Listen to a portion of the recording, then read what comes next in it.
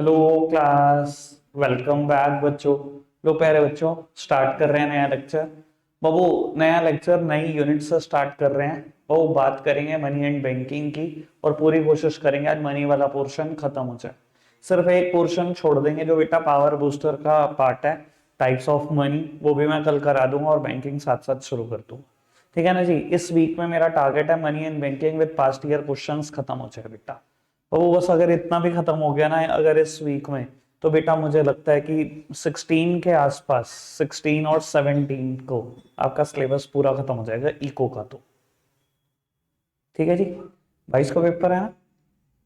चलो, मतलब हो ही जाएगा। पेपर के लिए जितनी छुट्टियां चाहिए उतनी इको की तरफ से तो पूरी मिलेंगी। ठीक है जी। वैसे तो मैं सारी तरफ से दूंगा, पर जिसका सिलेबस रह जाएगा 23 से फिर दोबारा वो कंटिन्यू होगा, बल्कि 22 से ही। चलो खैर, करते हैं बेटा बात। बाबू, मनी की बात कर रहे हैं बेटा, हिस्ट्री में जाकर बात करेंगे तो यानी कि साथ साथ बार्टर सिस्टम की बात जरूर होगी। और मैं इसलिए नहीं कर रहा हूं कि वो बताना जरूरी है, इसलिए कर रहा हूं क्योंकि वो भी कोर्स का पार्ट है। ठीक है जी। तो बेटा सबसे पहले बार्टर की बात कर लो और फिर बेटा मनी की बात कर लो। लिखूंगा बेटा मैं काफी कम, समझने पे ज्यादा जोर देना। कुछ भी समझना है रिपीट करा लो, लिखवाओ नहीं। ठीक है ना जी, टाइम बड़ा वेस्ट होगा वरना। बेटा बार्टर क्या होता है? Exchange of goods for goods. बेटा गुड्स के बदले में गुड्स। अच्छा, ऐसा नहीं हो सकता था सर्विस के बदले में सर्विस? बेटा आइडेंटिफाइड ही नहीं थी उस टाइम तक सर्विस, किसी को पता ही नहीं था कि सर्विसेज का व्यापार होता है। इसलिए बेटा डेफिनेशन बिल्कुल ठीक है, exchange of goods for goods, service for service नहीं बेटा। ठीक है ना, सर्विसेज आइडेंटिफाइड नहीं थी, किसी को पता ही नहीं था सर्विस में भी ट्रेड हो सकता है। बेटा ऐसी इकोनॉमी को हम बोलते थे सी टू सी इकोनॉमी, अगर आप याद हो तो। That means commodity to commodity economy. ठीक है जी। बाबू मनी क्या है? Money can be anything which serve as a medium of exchange, measure of value, store of value, and act as a standard for deferred payment. बेटा money में किसी कूड़े को भी कह दूंगा, सरकार कह दे ये प्लास्टिक की पन्नी मनी है, मैं उसको भी कह दूंगा, प्रोवाइडेड वो ये चार गुण रखती हो। मीडियम ऑफ एक्सचेंज हो, मेजर ऑफ वैल्यू हो, स्टोर ऑफ वैल्यू हो, और बेटा act as a standard for deferred payment. ये चार गुण कोई भी चीज रखती हो, मैं हर उस चीज को मनी कह दूंगा। हाँ जी सर। नहीं, आइडेंटिफाइड नहीं थी भाई। जो कर मतलब औषधियां देते भी थे, ठीक है ना, उसके बदले में भी आप गुड्स देते थे, सर्विस और सर्विस तो नहीं था।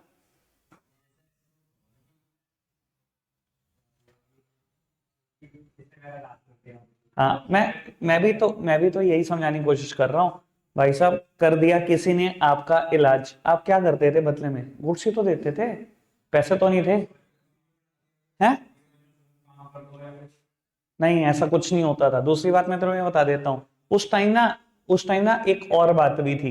मतलब ना लोगों का ना कल्चर ऐसा था, इंसानियत जिंदा थी। पैसे की इतनी अहमियत नहीं होती थी, गुड सर्विस की भी इतनी अहमियत नहीं होती थी। कल्चर क्या था? अगर किसी ने पढ़ा दिया ना, तो वो क्या कर सकता है? भाई साहब कुछ भी नहीं मांगता था, फ्री ऑफ कॉस्ट। और आप हिस्ट्री देख लो बेटा, कोई पढ़ाता भी था ना बेटा, तो कहाँ, आप एक तो उसकी जगह पर जाते थे, खाने को भी वही देता था, पढ़ाता भी था, बदले में आप कुछ भी नहीं देते थे। हाँ, दक्षिणा अगर वो मांगे तो, पूरी जिंदगी ना मांगे तो भी नहीं। तो ये कल्चर ये थे। चलो खैर। हाँ ठीक है, आइडेंटिफाइड थी, वो सर्विस आइडेंटिफाइड थी। आइडेंटिफाइड ही नहीं थी सर्विस, किसी को पता ही नहीं था क्या होता है सर्विस की डेफिनेशन, क्या होती है यही नहीं पता था सबको।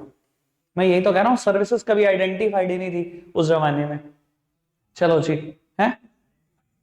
हाँ, आइडेंटिफाइड नहीं थी सर्विसेज, और तुम लिख भी नहीं सकते। आप लिख के देख लेना, डेफिनेशन घटेगी। चलो खैर, मेरी तरफ देखना बेटा। बाबू सब सामने देख रहे।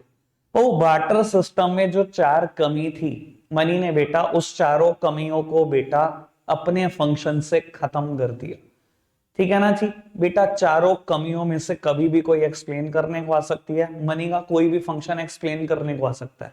एक बात और कहूंगा बेटा, बच्चे समझ सब जाते हैं अगर बेटा, लेकिन यहाँ इस टॉपिक में आप स्टैंडर्डाइज लैंग्वेज नहीं लिखते तो आपको मार्क्स नहीं मिलते। ठीक है ना जी। तो मार्क्स लेने हैं तो लैंग्वेज अच्छी लिखनी पड़ेगी बेटा, समझ जाने से कुछ नहीं होगा। बेटा बार्टर सिस्टम की पहली कमी थी बेटा lack of double coincidence of want, ठीक है ना जी। और मनी ने इस बेटा लिमिटेशन को खत्म किया अपने पहले फंक्शन से, जो मनी का प्राइमरी फंक्शन है। बेटा वैसे मनी के चार फंक्शन है, medium of exchange, measure of value, store of value, act as a standard of deferred payment. ये जो बेटा दोनों फंक्शन एम से है ना, ये मनी के प्राइमरी फंक्शन है, और जो दोनों एस से है ना बेटा, ये सेकेंडरी फंक्शन, ठीक है जी। तो बाबू मनी ने बेटा इस लिमिटेशन को खत्म किया किससे बेटा, मीडियम ऑफ एक्सचेंज से। आराम से सुनना और समझना बेटा। पहली लिमिटेशन वाटर सिस्टम के lack of double coincidence of want, मतलब सब समझ गए होंगे बेटा।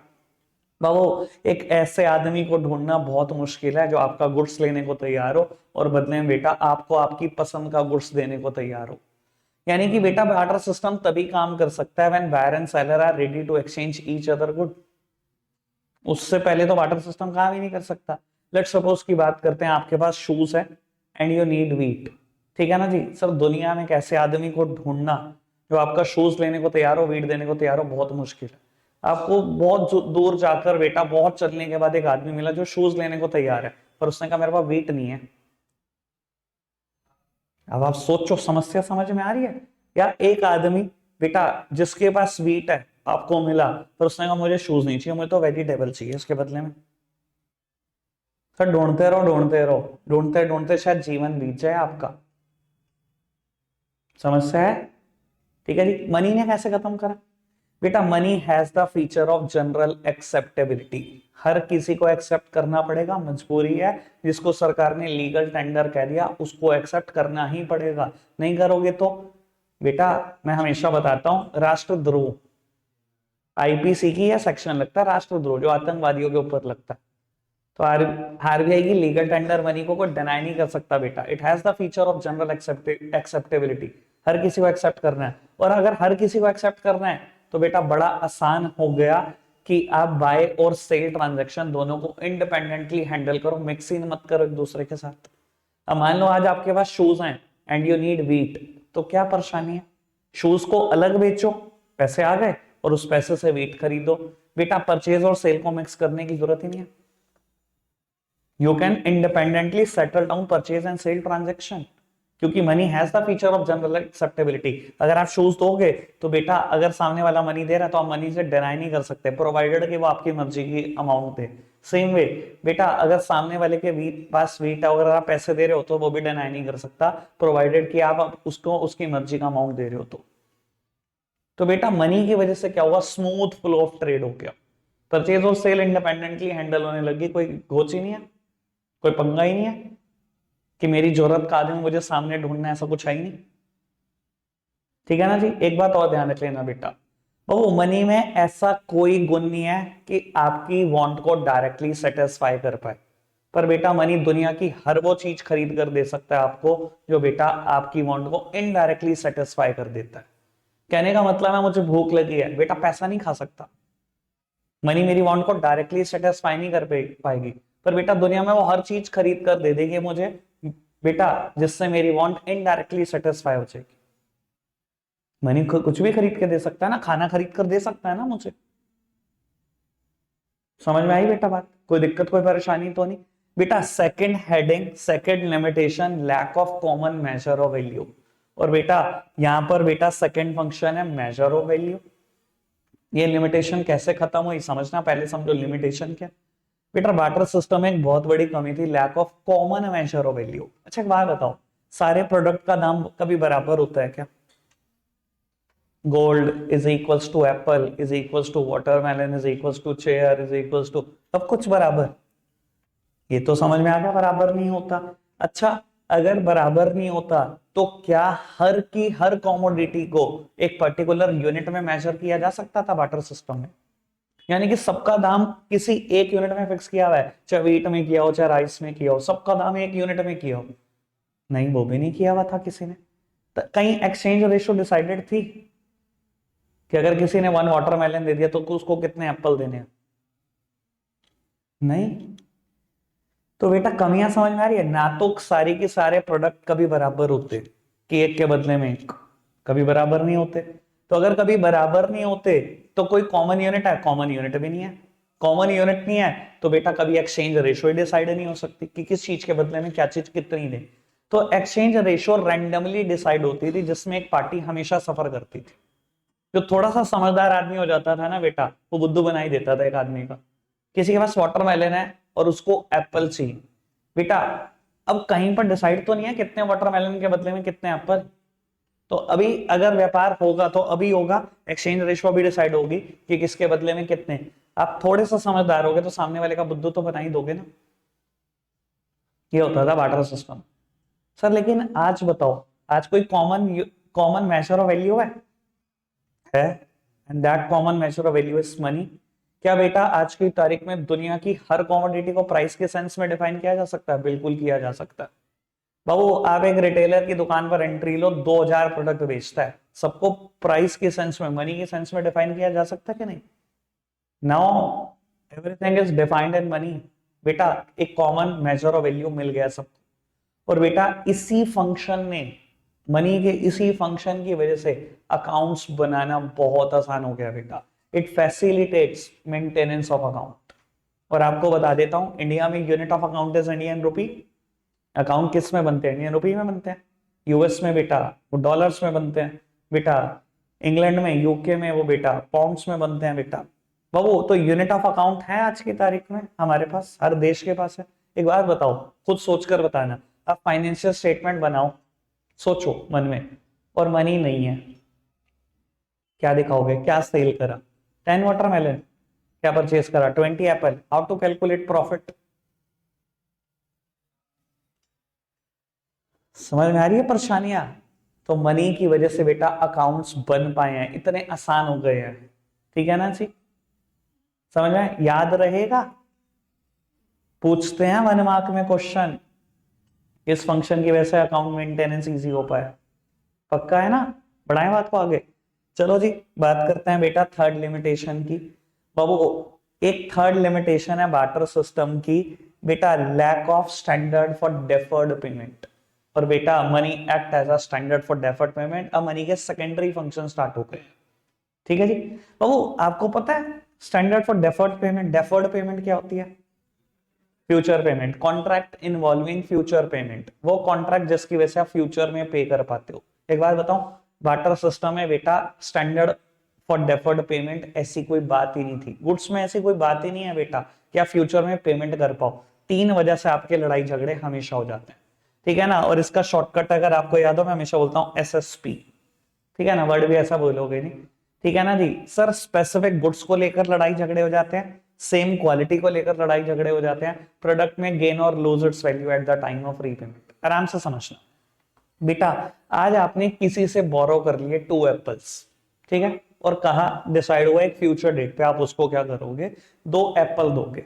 ठीक है जी बेटा। लड़ाई झगड़ा हो सकता है स्पेसिफिक गुड्स को लेके? नहीं हो सकता है। 2 महीने के बाद बेटा एप्पल मार्केट में नहीं है, सीजन खत्म हो गया, क्या करोगे? आप कहोगे नहीं नहीं भैया एप्पल की प्रॉमिस हुई थी, हमें तो एप्पल ही चाहिए, मैं तो नहीं लेता ग्रेप्स, मैं तो एप्पल चाहिए। सर स्पेसिफिक गुड्स को लेकर लड़ाई झगड़ा हो सकता है बेटा। दूसरी बात, सेम क्वालिटी को लेकर लड़ाई झगड़ा हो सकता है। सेम क्वालिटी को लेकर कैसे? बेटा उसने 2 एप्पल दिए, आपने 2 महीने का 2 एप्पल अरेंज कर उसे खाइए, वो कहता नहीं भाई मेरे तो साफ थे एप्पल, इसमें तो दाग लगा हुआ है। सेम क्वालिटी को लेकर लड़ाई झगड़ा हो सकता है। तीसरी बात, प्रोडक्ट में गेन और lose its value at the time of repayment. बेटा product time to time value खोते रहते हैं या वैल्यू बढ़ जाती है, इस चीज का से भी लड़ाई झगड़ा हो सकता है। मान लो बेटा आपने किसी से क्या किया, नारियल पानी बोरो कर लिया गर्मियों में, और आपने प्रॉमिस की कि 6 महीने के बाद रिटर्न करोगे नारियल पानी। बाबू जब आप रिटर्न कर रहे थे तो मार्केट में डेंगू बहुत फैल गया और उसका दाम ही बहुत बढ़ गया। तो इस चीज को लड़ाई लेके लड़ाई झगड़ा हो सकता है। जब तूने दिया था तो जो सस्ता था जी, आज मैं दे रहा हूं तो बहुत महंगा। समझ में आ रही है सिचुएशन? स्पेसिफिक गुड्स को लेकर लड़ाई झगड़े, सेम क्वालिटी को लेकर लड़ाई झगड़े। अब तो कैमरे भी नहीं थे बेटा कि फोटो खींच के लग जाओ जी ऐसी क्वालिटी के एप्पल दिए, मैं भी ऐसी क्वालिटी रिटर्न करूंगा। तो ये भी हालात नहीं थे। समझ में आती है बेटा तीनों परेशानी? अच्छा एक बात बताओ, आज की तारीख में फ्यूचर पेमेंट हो सकती है कि आसानी से? नहीं, मनी की वजह से। मैं कहता हूं बेटा दुनिया में ना एक बार एज्यूम करके देखो कितनी दुकानें हैं, बिलियंस से भी ज्यादा नजर आएंगी, बिलियंस, कहीं बिलियंस होंगी। ठीक है, अब आप बल्कि ट्रिलियंस ना हो, ठीक है जी, हर दुकान पे एक तो उधार की ट्रांजेक्शन होती होगी रोज, यानी कि आज की तारीख में ट्रिलियंस ऑफ ट्रांजेक्शन होती है इन्वॉल्विंग फ्यूचर पेमेंट। और बेटा वो इतनी इजीली सेटल डाउन होती है कि उसमें ऐसी कोई परेशानी नहीं है जैसी थी। बेटा सेम क्वालिटी को लेकर लड़ाई झगड़ा, स्पेसिफिक गुड्स को लेकर लड़ाई झगड़ा, या बेटा गेन और लूज को लेकर कोई लड़ाई झगड़ा है? बेटा नहीं। 100 रुपए देने हैं मतलब 100 रुपए देने हैं। सर क्वालिटी को लेकर लड़ाई झगड़ा कि मैंने बिल्कुल कोरा नोट दिया था, अबे जितना मर्जी काला दे दे चलना 100 में ही है, ठीक है ना, उसकी वैल्यू भी कम ज्यादा नहीं होती बेटा। ऐसा कोई लड़ाई झगड़ा तो नहीं हो सकता बेटा। मनी के इस फंक्शन की वजह से commercial bank, financial institution establish हुए, और बोरोइंग और लेंडिंग कितनी आसान हो गई। अब आप ये सोचो, बैंक आज की तारीख में बेटा आपको लैंड कर पाता है मनी इसी फंक्शन की वजह से, तो क्योंकि बेटा अब ये लड़ाई झगड़े की तो वजह नहीं बनी।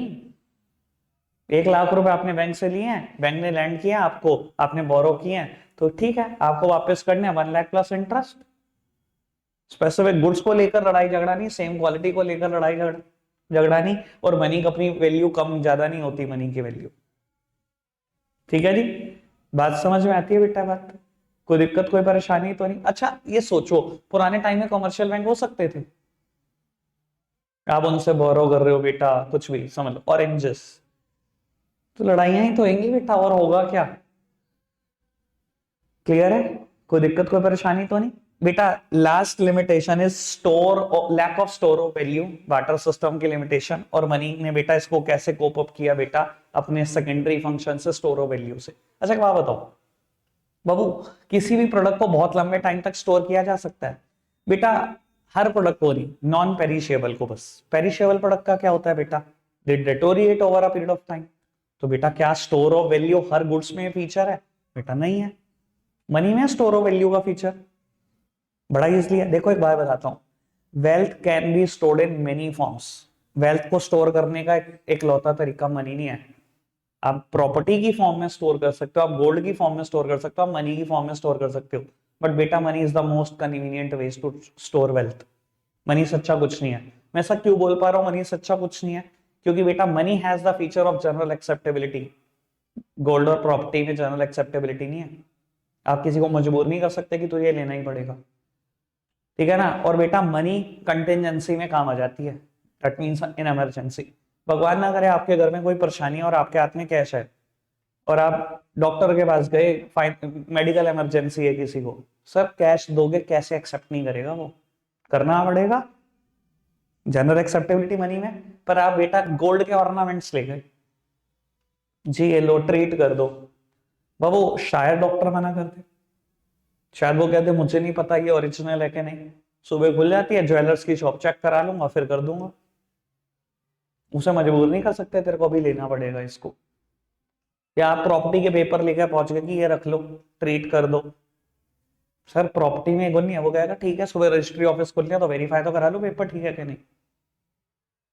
मनी तो एक्सेप्ट करनी ही पड़ेगी ना। Money has the feature of general acceptability बेटा। प्रॉपर्टी के पेपर में भी वो बात नहीं है, वो गोल्ड में भी बात नहीं है, समझ आई? दूसरी बात, मनी पोर्टेबल है, ऑब्वियसली गोल्ड भी पोर्टेबल है, पर प्रॉपर्टी तो नहीं। हनुमान जी के केस में है बस पोर्टेबल ठीक है ना जी, वैसे तो पोर्टेबल नहीं है। समझ में आई बेटा बात? कोई दिक्कत कोई परेशानी तो नहीं? दूसरी एक और बात हुई है बेटा, मनी बहुत सारे डिनोमिनेशन में मिल जाएगी भाई। 1 रुपए से लेकर 500 तक तो जा ही रहे हैं आजकल हम, पहले तो 2000 तक भी जा रहे थे, ठीक है ना जी। 500 तक तो जा ही पा रहे हैं। बहुत सारे डिनोमिनेशन है, ऐसे बहुत सारे डिनोमिनेशन मिल जाएंगे प्रॉपर्टी के, लाखों से तो शुरुआत ही होगी। समझ में आ रही है बेटा बात? कोई दिक्कत कोई परेशानी तो नहीं? समझ में आया कितना आसान है मनी में स्टोरेज, और ऑलमोस्ट जीरो स्टोरेज कॉस्ट पे आप मनी को स्टोर कर पाते हो। सबसे आसान बात, सबसे अच्छी बात, ठीक है जी। बढ़ाएं बात को आगे, समझ में आई सारी बात? बाबू सारी लिमिटेशन करा दी मैंने, सारे फंक्शन करा दिए मनी के, फिर भी कोई परेशानी रह जाएगी आप आराम से पूछ लेना, कोई दिक्कत नहीं है मुझे उसमें, ठीक है जी। टॉपिक स्टार्ट कर रहे हैं बेटा, मनी सप्लाई। मैंने डेफिनेशन पहले ही लिख ली थी, मैंने कहा कराना तो आज ही है, कल का कोई मुद्दा नहीं। बाबू पढ़ते हैं इजी वन, पर बेटा यहाँ से आने के चांसेस बहुत ज्यादा है, और अगर यहाँ से कभी कोई न्यूमेरिकल भी आया ना, मेरे को सरप्राइज नहीं होगा। हाँ, न्यूमेरिकल बन जाते हैं यहाँ से M1 M2 M3 M4 पे, अगर याद हो तो। चलो नहीं याद तो अभी देखते हैं, पढ़ना जरा सामने। बाबू मैंने एक डेफिनेशन लिखी है, money supply refers to the total volume of money held by the public at a particular point of time in an economy. मेरी तरफ देखना बेटा, सबसे पहले बात कर लेते हैं मनी सप्लाई में हेल्ड बाय द पब्लिक की। कहता मनी सप्लाई क्या है, जितनी total volume of money public के पास हो। बेटा what do you mean by public, ये तो बड़ा ऐसा सा वर्ड हो गया, पब्लिक में तो किसी को भी एंट्रेंस दे दो आप। नहीं बेटा बाबू, जब मैं पब्लिक की बात करता हूं मेरा मतलब सिर्फ दो सेक्टर से है, हाउस होल्ड और फर्म सेक्टर के पास कितना पैसा। We are not talking about government के पास कितना पैसा और आरबीआई के पास कितना पैसा, ठीक है ना। ये तो बेटा अरबों प्रिंट करके रख लें, इनका क्या, ठीक है ना जी। लेकिन जो चीज कभी सर्कुलेशन में नहीं आनी, मैं उसको मनी क्यों कहूं। तो बेटा जो पैसा गवर्नमेंट और आरबीआई के पास है, मैं उसकी बात नहीं कर रहा। ये समझ में आई बात पक्का से। बेटा कृष रुक जा बाबू, at a particular point of time. बेटा at a particular point of time का क्या मतलब है, याद आ गया होगा कुछ ना कुछ बेटा, यानी कि मनी सप्लाई एक स्टॉक कंसेप्ट है, ठीक है ना। बड़ी सारी बुक प्रिंट करते हैं स्टॉक और फ्लो में, बेटा स्टॉक में एग्जांपल मनी सप्लाई का। बट बेटा पहले दिन बहुत मुश्किल होता है किसी भी टीचर के लिए बताना कि मनी सप्लाई क्या है बेटा, कि एक स्टॉक कंसेप्ट है। स्टॉक कंसेप्ट क्या होते हैं, जो एक पर्टिकुलर डे मेजर होते हैं, ठीक है ना जी। जैसे बैलेंस शीट आइटम मेजर्स होती। आपको एक और बात बता देता हूं, चलो अभी मैं एक चीज दिखाऊंगा आरबीआई कैसे मेजर करता है मनी सप्लाई, ठीक है ना। मैं बताता भी हूं, अभी स्टॉक मार्केट में एक इवेंट होने वाला है, ठीक है ना जी, दिखाऊंगा आपको, अभी बताऊंगा, अभी एक स्क्रीनशॉट भी भेजूंगा आपके ग्रुप में, आपको काफी आइडिया लगेगा क्या मैं कहना चाह रहा हूँ। वो इतनी बात, कोई दिक्कत कोई परेशानी तो नहीं, बढ़ाए बात को आगे। बेटा मनी सप्लाई को ना मेजर करने के लिए बेटा आरबीआई ने ना कुछ टूल बनाए हैं, ठीक है ना। इन टूल्स को बेटा 1977 ईयर याद रखना है, 1977 में आरबीआई ने स्टार्ट किया था बेटा। बाबू इन टूल को हम बोलते हैं M1 M2 M3 and M4, ठीक है जी। वैसे M0 की भी बात होती है, हाई पावर्ड मनी, करेंगे बात उसकी अगर आया किसी जगह पर, तो नहीं आया तो छोड़ देंगे बेटा। बाबू M1 M2 M3 M4 कब इंट्रोड्यूस हुए थे, 1977। बाबू आपको बता देता हूं ये लिक्विडिटी के ऑर्डर में होते हैं, in the order of liquidity लिखा हुआ है, यानी कि M1 is the most liquid and M4 is the least liquid. ये बहुत लिक्विड है, that means equivalent to cash है बेटा। इसको लिक्विड होने में कुछ समय लगता है, इसको बहुत ज्यादा समय लगता है, और इसको तो बेटा बहुत ही ज्यादा समय लगता है, ठीक है जी। दैट मींस ये इन द ऑर्डर ऑफ लिक्विडिटी है, समझ आई बात। बाबू M1 में क्या आता है, currency and coins with public, currency and coins with public plus demand deposits of, demand deposits with commercial bank plus other deposits with RBI.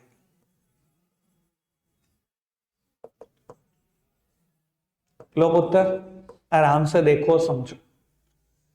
बाबू कहता है currency and coins with public, मेरा ख्याल पब्लिक वर्ड अब clear है। Household और firm के पास जितना भी करेंसी है, जितने भी कॉइन्स है, obviously it include only the legal tender, ठीक है ना जी। पुराना 500 का नोट, 1000 का नोट, 2000 का नोट, वो है, वो करेंसी कॉइन्स है। अकबर बादशाह के जमाने का बेटा एक एंटीक सिक्का रखा हुआ है, वो करेंसी कॉइन्स है बेटा, वो नहीं। जो सरकार ने लीगल टेंडर बोल रखा है सिर्फ वो, ठीक है जी। बेटा कहता है demand deposits with commercial bank. बेटा what do you mean by demand deposits, बच्चा हमेशा डेफिनेशन देता है, which can be withdrawn on demand is demand deposit. तो वो ठीक है, बढ़िया डेफिनेशन है, पर इसको और आसान करो। मैं हमेशा बोलता हूं डिमांड डिपॉजिट की क्या डेफिनेशन है बेटा, जिसको आप एनकैश करा सकते हो थ्रू चेक, वो डिमांड डिपॉजिट होते हैं। जिसको चेक से निकाल सकते हो बेटा, सेविंग बैंक अकाउंट खुलवाओ, उसको चेक से निकाल सकते हैं, पैसे निकाल सकते हैं। करंट अकाउंट खुलवाओ, उसको चेक से निकाल सकते हैं, निकाल सकते हैं। एफडी कराओ, चेकबुक मिलती है। आरडी कराओ, चेकबुक मिलती है। बेटा मैं उनकी बात नहीं कर रहा हूं। अगर किसी को एफडी नहीं पता, फिक्स डिपॉजिट, आरडी नहीं पता, रेकरिंग डिपॉजिट, फुल फॉर्म बता रहा हूं, बाकी बातें अगला चैप्टर मेरा बैंकिंग है, वहां और डिटेल कर लेंगे। ठीक है जी, कोई दिक्कत कोई परेशानी तो नहीं। ठीक है जी, यानी कि बेटा जब मैं कहता हूं demand deposits with commercial bank, तो मेरा मतलब सिर्फ दो चीजों से है, सेविंग बैंक अकाउंट में रखा हुआ पैसा या करंट अकाउंट में रखा हुआ। अच्छा एक बात बताओ, ये लिक्विड नजर आ रहा है कि नहीं? सुबह ही निकाल लो भैया, सुबह ही निकाल लो जितना पैसा पड़ा है सेविंग अकाउंट में और करंट अकाउंट में, मतलब बिल्कुल कैश के बराबर है कि नहीं है? ठीक है जी। तीसरी बात, अदर डिपॉजिट्स विद आरबीआई। तो बच्चों का बड़ा जायज सा क्वेश्चन होता है कि अभी तो आपने मना किया आरबीआई के पास कुछ भी हो नहीं देखना, गवर्नमेंट के पास कुछ भी हो नहीं देखना। बेटा कुछ और ही बात निकलेगी, अभी समझते जाओ जरा इस चीज को। मेरा मतलब क्या, अदर डिपॉजिट्स विद आरबीआई से? बेटा अदर डिपॉजिट्स विद आरबीआई से मतलब है बेटा फॉरेक्स रिजर्व जो आरबीआई के पास पड़े, जो हमेशा सर्कुलेशन में आते हैं। देखो जब हम दो बैंकों, जब दो कंट्री आपस में बेटा अपनी इकोनॉमिक रिलेशन को आगे बढ़ाती है, तो हमेशा वो कंट्री क्या करती है, अपनी सेंट्रल बैंक से एक्सचेंज कराती है करेंसीज। ऑब्वियसली बेटा जब हमारे कुछ संबंध बड़े होंगे बेटा किसी कंट्री से, लेट सपोज की यूएसए से, तो बेटा हमने इंडियन रुपी दिया होगा उनको और बहुत सारे डॉलर उनसे लिए होंगे। सेम वे जब हमारा सिंगापुर से कोई इकोनॉमिक रिलेशन एस्टेब्लिश हुआ होगा, हमने सिंगापुर डॉलर उनसे लिए होंगे और उसके बदले में इंडियन रुपी दिया होगा। कि कल को बेटा अगर कोई इंपोर्टर एक्सपोर्टर हैं तो बेटा उनको कभी डील करने में दिक्कत ना है।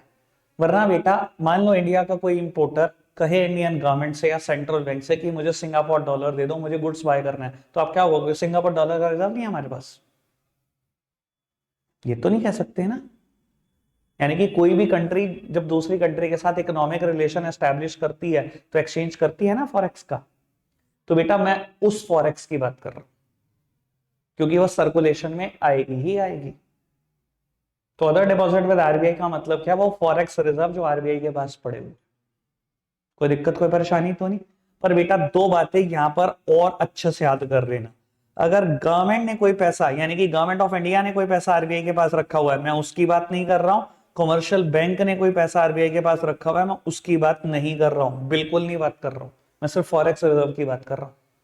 ठीक है जी, मैं इस चीज को थोड़ा सा और डिटेल बता दूं, मेरी तरफ देखना बाबू। हम पब्लिक ने बेटा कॉमर्शियल बैंक को पैसा दिया 1 करोड़, फिगर को बहुत छोटा रख रहे हैं, सिर्फ समझना है एंगल है। 1 करोड़ दिया, क्या बेटा वो demand deposits with commercial bank में कैलकुलेट हो गया? सेविंग बैंक अकाउंट खोला के हमने जमा कराए, करोड़ रुपए काउंट हो गया।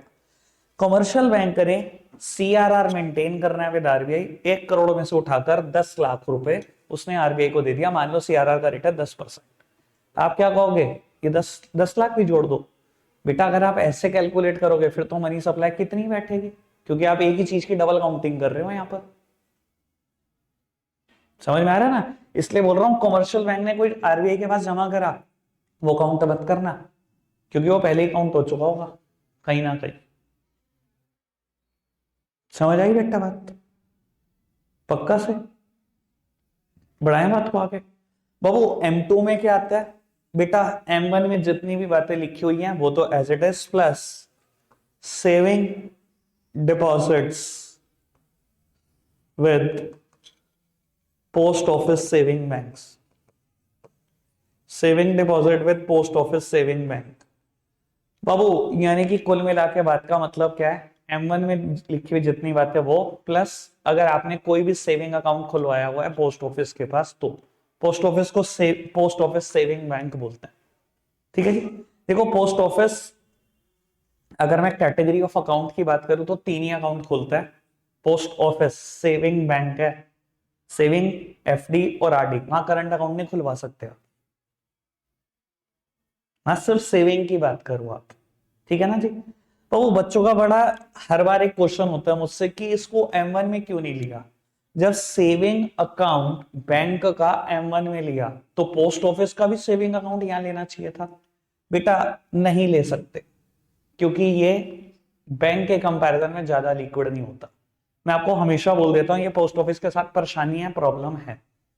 तो वो एक पोस्ट ऑफिस जितना भी पैसा एक दिन भर में इकट्ठा करता है, सब कहां पहुंचाता रहता है बेटा? जहां भी बेटा उसका मेन पोस्ट ऑफिस होगा उस डिस्ट्रिक्ट में, वहां पहुंचाता रहता है सारा पैसा।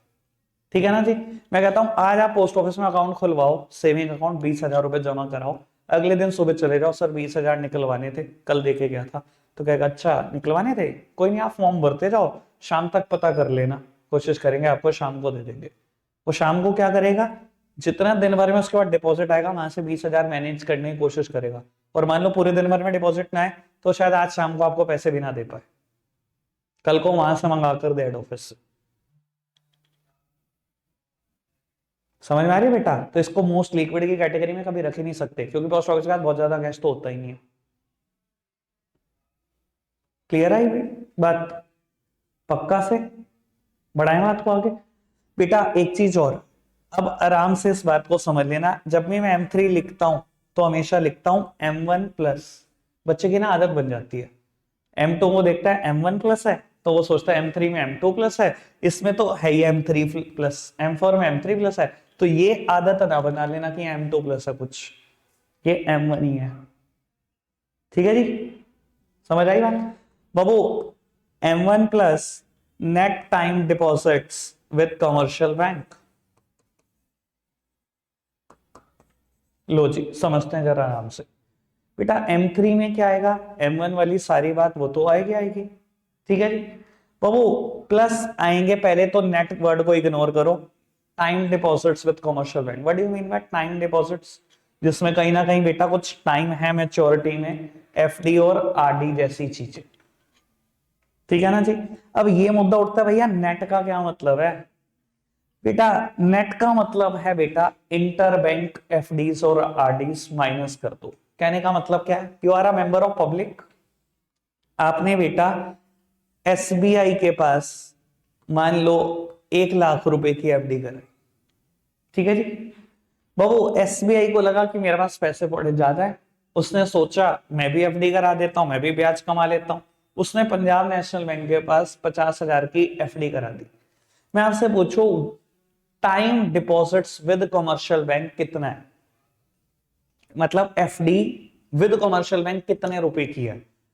बेटा ये भी FD कमर्शियल बैंक के साथ हुई है और ये भी FD कमर्शियल बैंक के साथ हुई है, तो बेटा FD तो 1.5 लाख की हुई है। पर बेटा वहां वर्ड क्या लिखा है, नेट टाइम डिपॉजिट। नेट का मतलब क्या है बेटा, इंटर बैंक FD को कैंसिल कर दो।